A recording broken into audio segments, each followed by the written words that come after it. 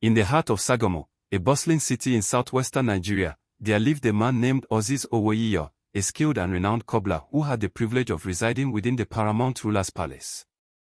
The palace, a symbol of tradition and authority, was nestled in the midst of Oba Okoribo, a neighborhood steeped in history and culture. Azeez was a man of impeccable character, known far and wide for his unwavering loyalty, humility, honesty, and unrelenting work ethic.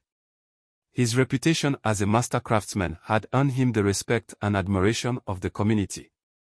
Despite his humble profession, Azeez's social circle was diverse and extensive. One of his closest friends was a man named Ojo, a member of the notorious Black Axe confraternity. Their friendship was strong and unbreakable, forged through shared experiences and mutual trust. To those who didn't know them personally, they seemed like brothers, inseparable and united in their bond. Their friendship was built on a foundation of trust, loyalty, and mutual respect. Azeez, however, remained a non-cultist, untouched by the influences of the confraternity world. His relationship with Ojo was a testament to the fact that friendships can transcend boundaries and affiliations. Tragedy struck on a fateful day when Azeez's world was shattered by the brutal assassination of his dear friend, Ojo.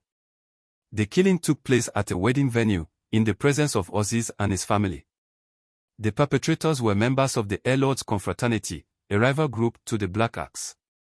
The hit was carried out during the regime of Abu Ebo, the leader of the Lords. The senseless killing of Ojo sent shockwaves through the community, leaving Azeez devastated and heartbroken. As Azeez grappled with the loss of his friend, a burning desire for justice and revenge began to simmer within him. He vowed to avenge Ojo's death, no matter the cost. This marked the beginning of Azeez's direct involvement in the world of confraternities, a realm he had previously avoided. The lines between loyalty, friendship, and revenge began to blur, setting Azeez on a perilous path from which there was no return. The once peaceful cobbler had become a man consumed by a quest for justice, driven by the memories of his fallen friend and the burning desire to make things right. As Azeez navigated the complex and treacherous landscape of the Black Axe confraternity, he did so with a singular focus, to avenge the senseless murder of his dear friend, Ojo. His determination and unwavering commitment to this cause propelled him upward through the ranks of the organization with remarkable speed. Before long, Azeez had ascended to the position of number 4 within the Black Axe hierarchy, earning a reputation as a formidable and feared figure. His rise to prominence was marked by a trail of fearlessness and brutality, as Azeez proved himself to be a force to be reckoned with. His name became synonymous with power and ruthlessness, striking fear into the hearts of his enemies and earning the respect of his comrades. As the world grappled with the challenges posed by the COVID-19 pandemic in 2020, the city of Sagamu, Nigeria, was abuzz with activity. Despite the uncertainty and danger that lingered in the air, a sense of normalcy was slowly beginning to return. It was against this backdrop that a prominent figure, Boshogun, organized a grand carnival, designed to bring the community together and provide a much-needed distraction from the hardships of the pandemic. The carnival was a resounding success, attracting a diverse crowd of revelers, including members of various confraternities. Among the attendees was the renowned musician, Remi Oluku, who took to the stage to deliver a thrilling performance that left the audience in awe. However, amidst the joy and revelry, a sense of tension and unease hung in the air. The Lords, a rival confraternity, had also been present at the carnival, their eyes scanning the crowds with a mixture of curiosity and hostility. It was on this day that fate would deal a cruel hand to a young Black Axe member named Bobo Eiye. As the festivities drew to a close, Bobo Eiye, allegedly under the influence of Colorado, a potent and illicit substance, found himself in a precarious situation.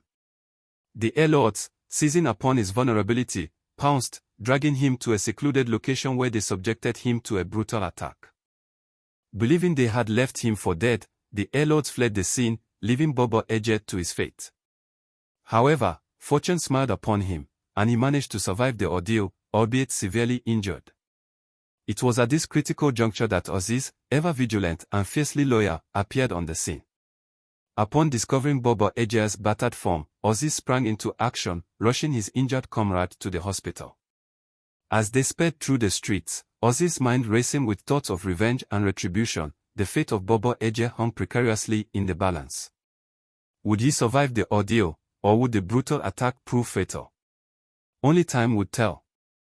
As the sun began to set on the Carnival, casting a golden glow over the revelers, Azeez returned to the scene, his mind still reeling from the events that had transpired earlier. The news that Bobo Eiye had begun to respond to treatment had brought a sense of relief, but Azeez knew that the danger was far from over. As he navigated the crowded streets, Azeez's instincts told him that something was amiss. The air was thick with tension, and the sound of laughter and music seemed to mask an undercurrent of hostility. Suddenly, without warning, the members of the Air Lords, who had been lying in wait, struck again. This time, the attack was more brazen, as they opened fire on the Black Axe members present at the Carnival. The sound of gunfire echoed through the streets, sending panic-stricken revelers running for cover. The Black Axe members, however, did not back down. Led by Azeez, they retaliated with fierce determination, unleashing a hail of bullets that cut down several members of the Air Lords. The chaos that ensued was nothing short of apocalyptic. The streets ran red with the blood of the fallen, as cultists from both sides clashed in a frenzy of violence.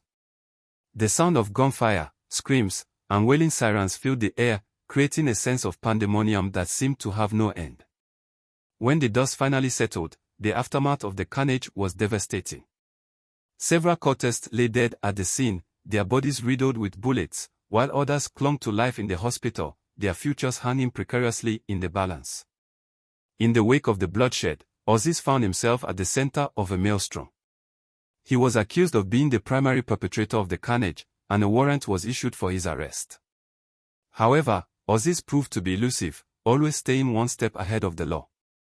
Despite the danger that lurked around every corner, Azeez's stock within the Black Axe hierarchy continued to rise. His bravery and cunning in the face of adversity had earned him the respect and admiration of his peers. It was no surprise, therefore, when he was promoted to the position of chairman, the third highest rank within the organization. As Azeez ascended to the throne, he knew that his work was far from over. The war between the Black Axe and the Air Lords was far from won, and he was ready to do whatever it took to emerge victorious. The city of Sagamu trembled at the mention of his name, and Azeez knew that he had become a force to be reckoned with. As the days passed, Azeez's notoriety continued to grow, fueled by the carnage that had unfolded at the Carnival and the subsequent warrant issued for his arrest. His name became synonymous with fear and violence, striking dread into the hearts of his enemies and earning him a reputation as a ruthless and cunning operator. However, the conflict between the Black Axe and the Air Lords showed no signs of abating. The tensions between the two groups continued to simmer, waiting to boil over into violence. It was only a matter of time before the next confrontation would erupt. That moment arrived when a fresh clash broke out between the two rival confraternities at a conference hotel in Sagamu. The violence was intense, with both sides trading blows and gunfire echoing through the streets. Azeez, determined to take the fight to the enemy, decided to take matters into his own hands. He set his sights on a street known as Eiye, a notorious Air Lord stronghold in Sagamu. With a fierce determination burning within him, Azeez launched a series of daring attacks, targeting members of the Air Lord confraternity. The attacks were brutal and relentless, leaving a trail of destruction and death in their wake. Azeez allegedly killed several Air Lord members, his actions striking fear into the hearts of his enemies. However, as Azeez was making his way back from the heat, tragedy struck. His fellow Black Axe members, stationed at a distance, mistook him for an Air Lord and opened fire. Azeez was hit by a hail of bullets, his body crumpling to the ground as his life slipped away. The Black Axe members, realizing their terrible mistake, rushed to Azeez's side, horror etched on their faces. They immediately rushed him to the hospital, but it was too late. Azeez had succumbed to his injuries, his life cut short in a senseless act of friendly fire. The news of Azeez's demise sent shockwaves through the city, with both friends and foes alike reeling from the news. The Air Lords, who had long feared Azeez's ruthless determination and cunning, allegedly celebrated his fall, their leader, Owoiya, reportedly doling out a sum of 3 million naira to mark the occasion. As the city mourned the loss of a man who had left an indelible mark on its streets, the question on everyone's lips was, what would happen next? Would the conflict between the Black Axe and the Air Lords continue to escalate, or would Azeez's death mark a turning point in the violence? Only time would tell.